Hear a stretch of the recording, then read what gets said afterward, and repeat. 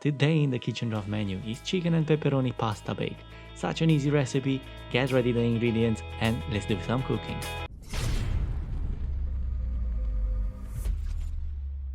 Start by preheating your oven to 180 degrees Celsius, and after that we can move on to the ingredients we need for this pasta recipe. Starting with the onion, and for this recipe I'm using a quarter of white onion, and what this does to the dish is bringing a nice sweetness after it's getting cooked or caramelized.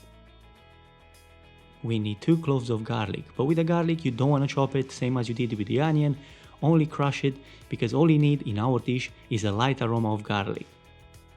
Now when it comes to cheese you have endless possibilities, but in this situation I'm using a combination of mild cheddar with grated Parmesan.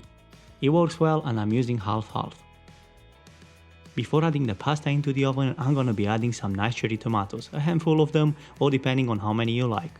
Whilst cooking, this will almost transform into sun-dried tomatoes, something that works so well with the pasta. And now we are moving on to the meat. And for this recipe, I'm using a whole chicken breast for 1 portion of pasta.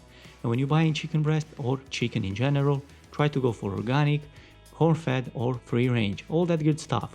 Because even if it says free-range or corn-fed or organic, the things change over the years, and if you're buying it from the shop, it's not what it used to be, but it's still better than the regular chicken. Try to remove all the fat from the breast. You don't want it in this recipe. It might work in others, but not in this one.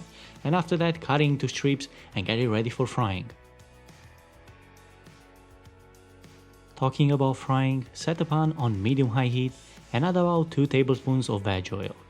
Once the oil is hot enough, you can add in the chicken. And cook this for about 5 minutes or until it starts getting a nice color on the outside. This is also the time when the crushed garlic goes in, and it will get removed towards the end once the pasta benefited from the nice garlic flavor.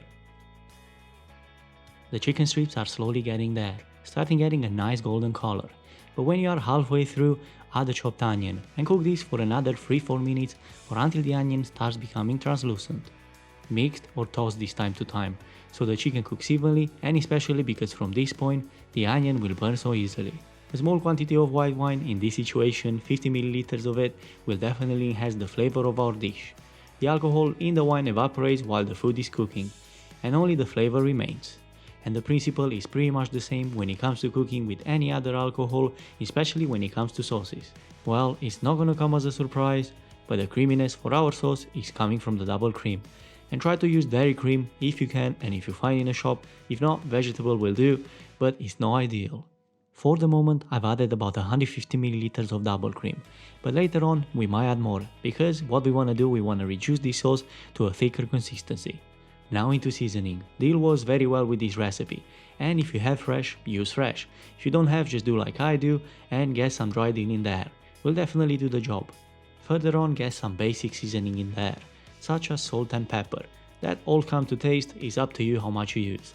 And of course you can add some chili flakes, but in this situation I have not added any because the pepperoni will have enough spiciness. Now cook the pasta on low heat until the sauce gets slightly thicker, and don't worry, it might not look enough, but we'll add some more cream later. Now for the pasta, set a pot of water on high heat until it starts boiling, and don't forget to add enough salt into the water and put the lid on, so we speed up the process.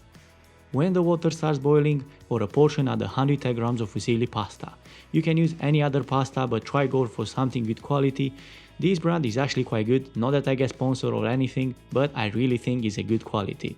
The Checo always works well and is good value for money.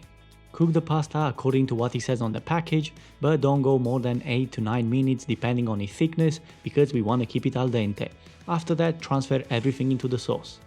Our sauce is a bit too thick, but no problem, add a bit of that pasta water in order to balance it. And as mentioned earlier, I'm gonna be adding a bit more double cream, another 80 ml probably, because I feel like that pasta needs a bit more sauce. Now cook for another 2-3 minutes to give a chance to that pasta to absorb some of that sauce.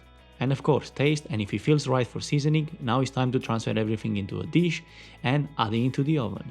Get ready a high heat resistant dish and place it into a tray. That's just because we're gonna be adding cheese on top and this might go over. And you definitely don't want that to be all over your oven. Go ahead with the cheese and try to sprinkle this in an even layer of mild cheddar and Parmesan cheese.